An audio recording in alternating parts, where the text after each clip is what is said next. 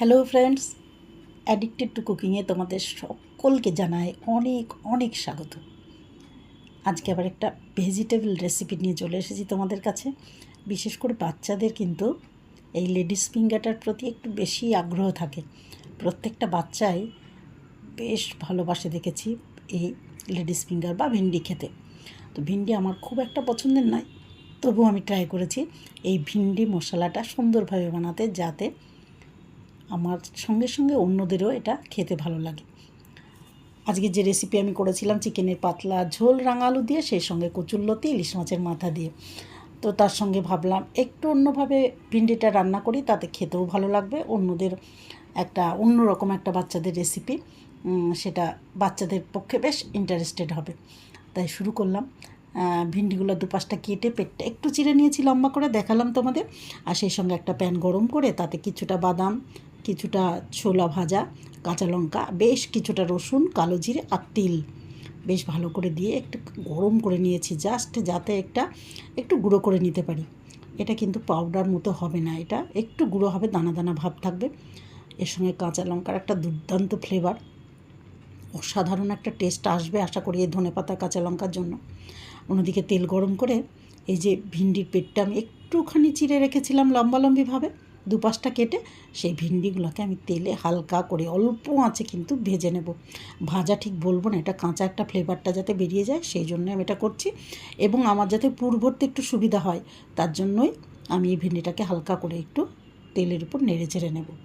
এদিকে আমি যে মশলাটা তৈরি করলাম, হালকা ভেজে নিলাম, সেটার সঙ্গে আমি একটু দিলাম আবার ধনেপাতা, সেই সঙ্গে জিরে গুঁড়ো সামান্য কোয়ার্টার টিস্পুন মতো, ধনে গুঁড়ো সামান্য, একটু হলুদ গুঁড়ো, একটু লবণ, আর সেই সঙ্গে একটু চিনি।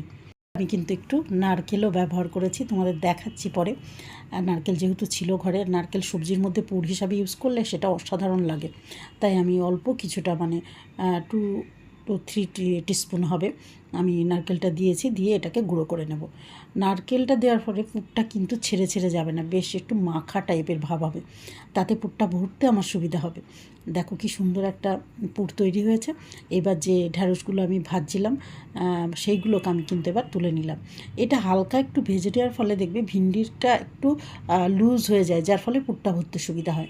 এদিকে আমি কিন্তু একটু গোলমরিচ গুঁড়ো আর তার সঙ্গে কিন্তু একটু সর্ষের তেল, সেটা আমি ব্যবহার করেছি 1 টিস্পুন মতো সর্ষের তেল দিয়েছি, যাতে খুব সুন্দরভাবে এটা মাখা হয়, একটু ঝাঁঝালো গন্ধও আসে। তো এটাকে ভালো করে মাখিয়ে নেব। একটু অবশ্যই সকলে টেস্ট করে দেখে নেবে।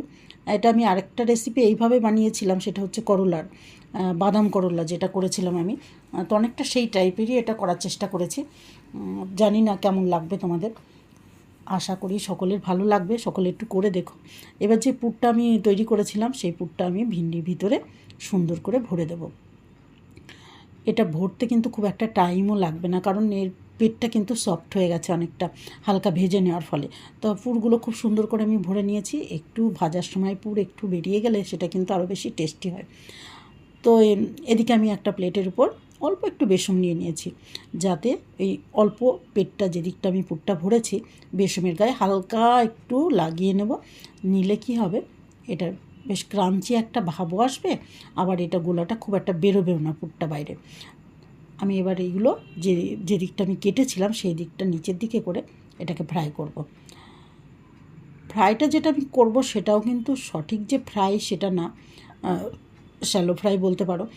মানে একদমই অল্প তেলে এপিট ওপিট করে এটাকে ঢাকা দিয়ে জাস্ট সিদ্ধ করে নেব, ফ্রাই বলা চলে না এটাকে জাস্ট সিদ্ধ করে নেব একটু, তাতে ভিন্ডির কালারটাও বজায় থাকবে, সেই সঙ্গে এর টেস্টটাও কিন্তু অপূর্ব আসবে, একটা ক্রাঞ্চি ভাব এর ভিতরে থাকবে, যেহেতু বাদাম ছোলা এগুলো রাখা আছে। তো এই যে অসাধারণ যে কী টেস্ট হয়েছিল ভিন্ডিটা, যারা খেতে ভালোবাসে না, এমন লোক বোধহয় খুব কমই আছে যারা ভালোবাসে না, তো এটা অপূর্ব স্বাদের এই ভিন্ডি অবশ্যই বাড়িতে ট্রাই করবে সকলে। খুব ভালো থেকো, কেমন হয়েছে অবশ্যই জানিও।